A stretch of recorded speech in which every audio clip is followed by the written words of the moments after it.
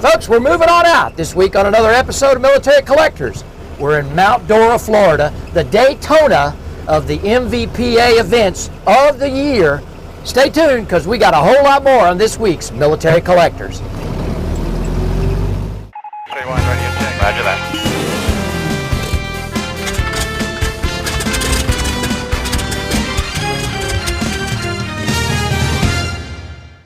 Well, folks, on this week's episode of Military Collectors, history in the making right here in Mount Dora, Florida. It is the first Florida chapter of the Military Vehicle Preservation Association.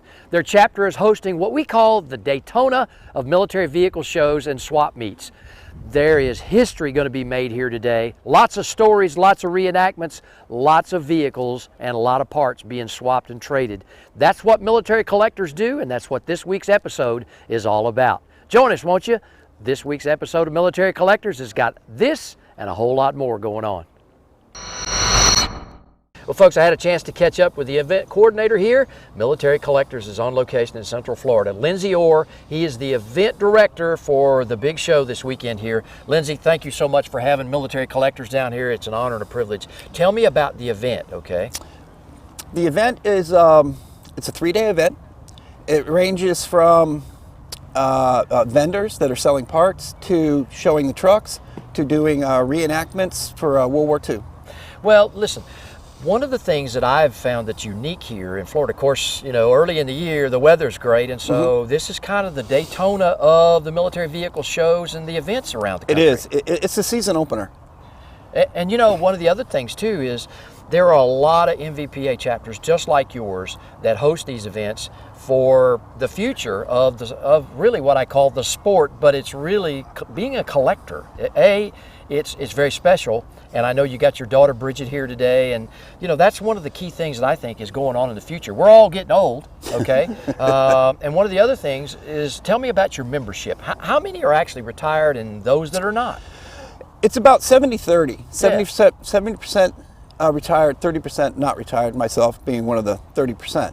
Well, how did you get involved in this? I started out by restoring pickup trucks.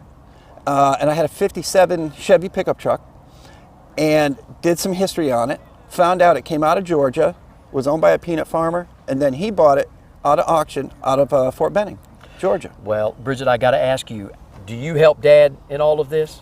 I try to. Well, what's your most favorite vehicle of his collection? He's got a mule, an M151. What's your most favorite? This one right here. Oh, you like the M151? Yeah. Does he let you drive it? Yes. Okay, now the big question is, does he let you help work on it? Not yet. Okay. Well, I know you got out of school today so you could be here at the event. And not that we won't tell the teacher, okay? But, you know, I tell you, for the future, Lindsay, these events are going to be key and essential for preserving these collections, whether it's vehicles, rolling stock, whether it's airplanes, the reenactments, all those kinds of things. Shows like this one that you guys put on in Florida are very, very key. They are. We have to extend it to the next generation, or they're just going to be lost to history. And it's actual living history. You can touch it, you can feel it, you can smell it. That's the beauty of it. Well, folks, I caught up with the president of the First Florida chapter of the MVPA here in Central Florida. They're hosting the show today. And I tell you what, Dave Thomas has got a beautiful specimen behind me. You don't see that many of them because, hey, they're big, they're bulky to haul, but this guy's got the ticket on his half track. Dave, listen, congratulations, Mr. President, okay? I know that, you know, every great club looks for a collector like you.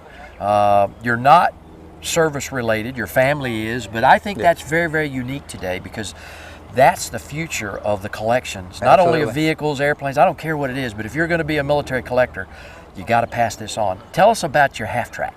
Okay, this is a 1943 auto car. There were several companies that made them, Autocar, Diamond T, White was another company, and like I say, this is made by the Autocar company. It is an M15, which is originally a gun motor coach. Okay. Now, for the use in our club, I put these walls on the back. Right here. This normally would not have been here. Okay. This is the original armor under the tracks is here. It would have had a turret with a 30 millimeter gun and 250s on the side. Now, was this one made in 1942 or 43? This is a 43. Okay, so it was kind of a product improvement, right? So Yeah. they changed the location of the tracks basically Well, how the tracks worked. Right. The earlier models, the drive axle is in the front Okay. on this one. The earlier models, the drive axle was on the back.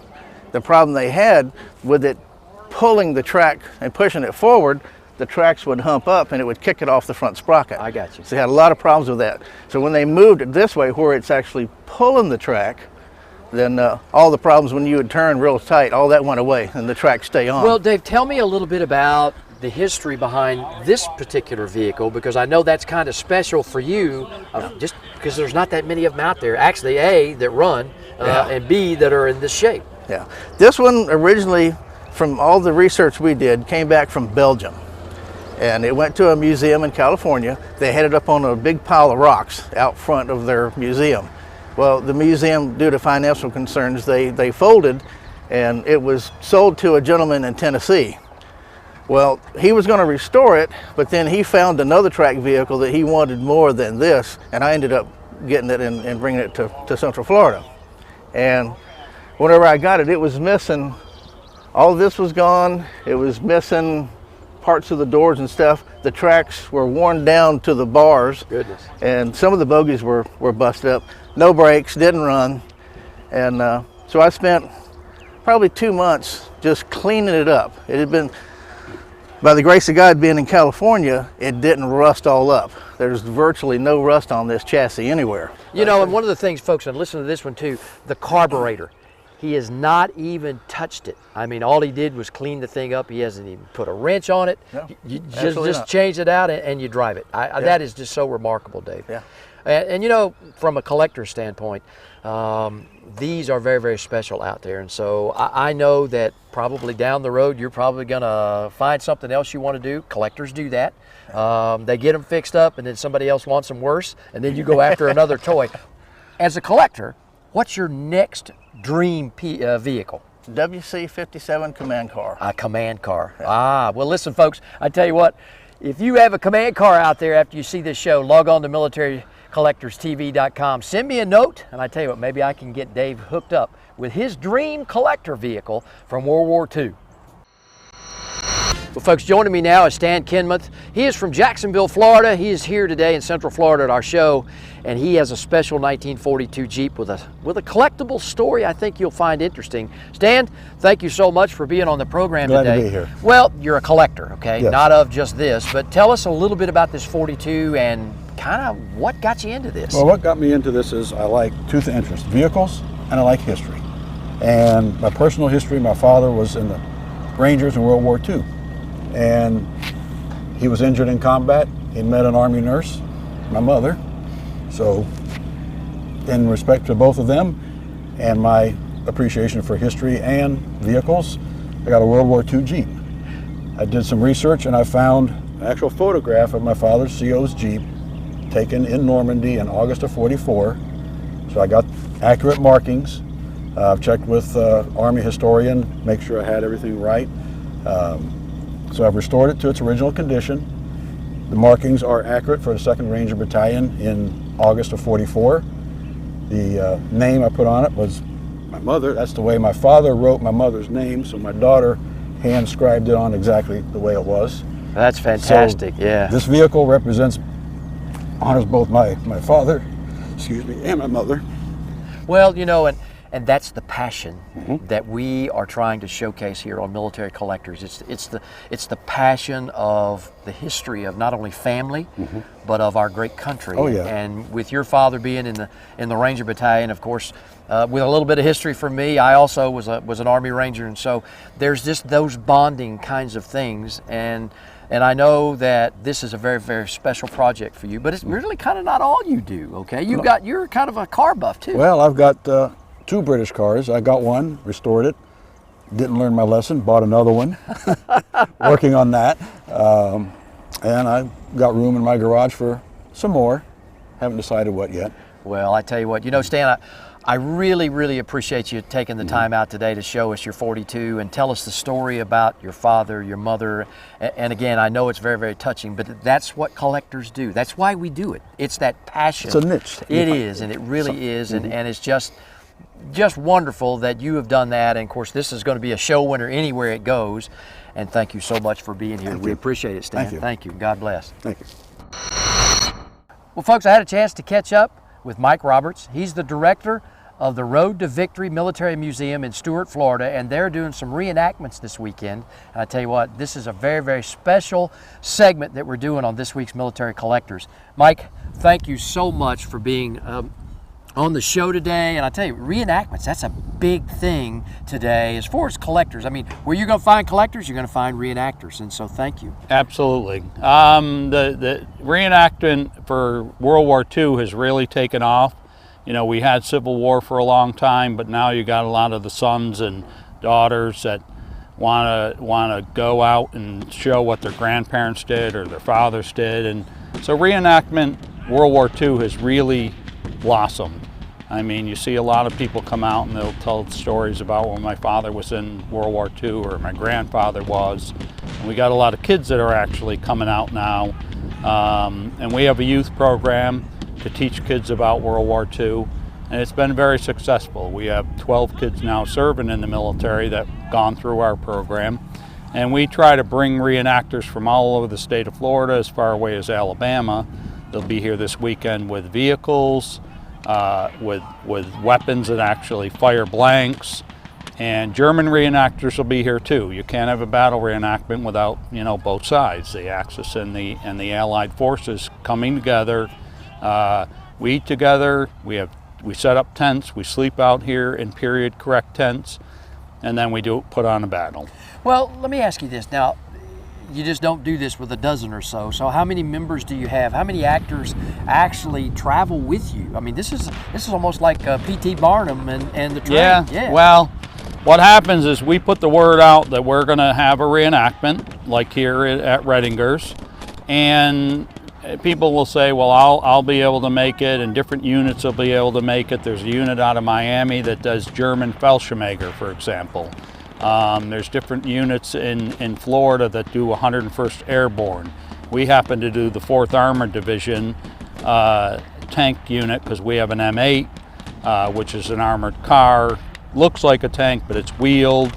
There's another unit that actually has tanks in Florida. So the people don't all travel together, they just come here and meet up. This weekend we'll probably have 20 or 30 reenactors show up at this event. Well, folks, I caught up with another military collector, Skip Inge from Apopka, Florida. He's got a beautiful Jeep specimen here. He's going to talk to us about that. And he's got another collection vehicle that we're going to talk about as well. And Skip, I tell you what, thank you so much for being on Military Collectors this week. Tell me a little bit about this beautiful GPW. This is a 1943 Ford GPW. It's been fully restored, and I've had it for a couple of years. It's been an absolute pleasure to be a part of and to drive around. Well, tell me a little bit about how you got started in collecting. Well, I started with an airplane about 8 years ago. I own a Vultee BT-13, which is a trainer. Mine is from 1942. Wow. And I've been a part of the aviation community with military vehicles. And I've always wanted a Jeep, so I thought, hey, this is a good opportunity. Now, well, tell me, how did you come by the vehicle? Was it something you just picked up, and what state was it in when you got it? I searched for about a year, and I found this one online, and for the most part, cosmetically, it looked a lot like it does right now. But I got underneath and did a lot of the mechanics as well. So. Well, listen, it is a beautiful specimen, and I will tell you, we really appreciate you taking the time. And I know it's a beautiful day. You're amongst friends and fellow collectors here, and thank you so much for being on this edition of Military Collector, Skip, and the best of luck to you down the road. Hey, listen, you may go to another show just like this and find something else you need and take it home. Huh? Yeah, there you go.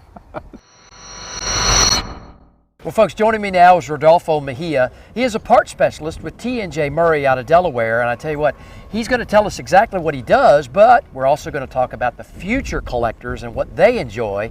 And Rodolfo, thank you, man, for being on the Military Collectors Show today. Sir. What do you primarily do? What's your focus with Tnj Murray? Well, my primarily focus with Tnj Murray is supplying militaries in Central, South America, and Spanish-speaking people that we have throughout the world. I also do the Caribbean area, but most of all, we are trying to get most rised up interest in the younger generations. So that's why we're starting to do the new deal here with the new icon lighting system, Baja tires, doing what the young folks like now in these cars. Well, you know, and of course, this beautiful specimen from Tnj Murray right back here is this Humvee, and you know, everybody wants, they want big tires, they want lots of motor. You guys completely restore these, every nut, bolt, engine. Tell me about this new Humvee. Yes, sir. We get these surplus and we bring them to our shop, strip them down, put brand new batteries, tires. The paint job is done completely inside and outside. We're installing the new 6.5 turbo engine in it, which is the highest powered engine that you're going to find in the vehicles right now, and that's what the young folks want. They want speed, they want adventure, and they want it all. Well, you know, tell us a little bit about the Humvee from the perspective of the engine, the transmission. Again, it's 4x4. You guys also specialty outfit these with special lights and other kind of gee whiz things that the younger crowd likes. Yeah, you know, like I was saying, the new generations, they want the newer stuff. If we would be able to get the Wi-Fi, which we're working on, it's going to come. The Baja tires, a must. The transmission, the engine with the high power, more speed, more versatility. They want it all, and Tnj Murray is going to have it for them. There you go. Well, Rodolfo, listen, the best of luck, Godspeed to you. Thank you for being on our show today. Thank you, Bob. Military collectors, hey, you never know where we're going to end up. Well, folks, I caught up with another military collector. It's Dick Darren. He's from Central Florida. He's got a beautiful specimen of a GMC deuce and a half. And you know, Dick, I tell you what, thanks for being on our show today. And thanks for having me. You know, talk to me a little bit about some of the history. I think it's very, very unique, and I think other folks out there across the country would love to hear the story about Plain Jane Doe. All right, well, it's the 42 GMC CCKW 352, belonged to a friend of mine in England. In 1994, we went over to England and we borrowed this truck, took it to Normandy and for the 50th anniversary of D-Day, and drove it across Normandy and slept in it for 2 weeks, and then we bought it and brought it back to the States. So it's back where it belongs, back home. Well, how much restoration work have you done to it? Never had you had to do? Well, it was restored. This is 25 years ago. Right. It was restored. So, but now it's, with the Florida weather, it's getting a little rough. So we've with my son's help, we've rebuilt the motor. Just the transmission worked. The brakes were good. Everything mechanically is in good shape. But now we've got to do some little bit of cosmetic work on the body. Yeah, the body work and all that sort of thing. Yeah. Yeah, to make it look a little more presentable than it is. It looks great. It looks great from Broad Street in Philadelphia, but you get real close, there's all these little problems that that come along with trying to keep a vehicle. Well, you know, and you're exactly right, and a lot of folks don't really understand that. But you know, behind every collector's got to be a good maintenance and a wrench turner back there. That's right. Somebody that can do all of that great stuff. Yep. Okay, because all of us that when we had active duty, gosh, I tell you, I had motor pools and we had mechanics, and that's all we worried about was, matter of fact, was it ready to go and mission capable? And so with a collection like this, it's the same purpose. So you're very, very blessed to have a son that turns wrenches and keeps old Plain Jane running.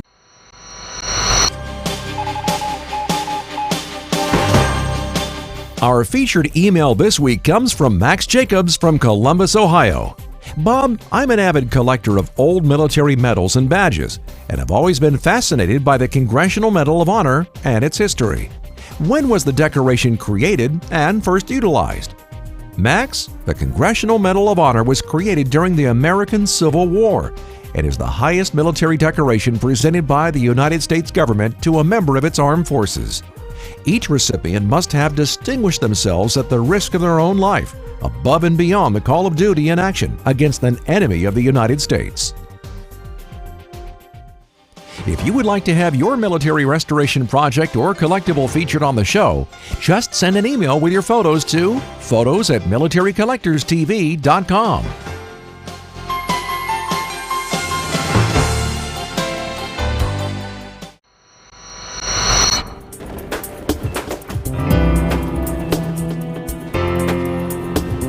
folks, that's this week's episode of Military Collectors from Central Florida. We hope you've enjoyed the show this week. We're moving on out for another episode next week, right back here on Military Collectors. Woo! More battles to be won.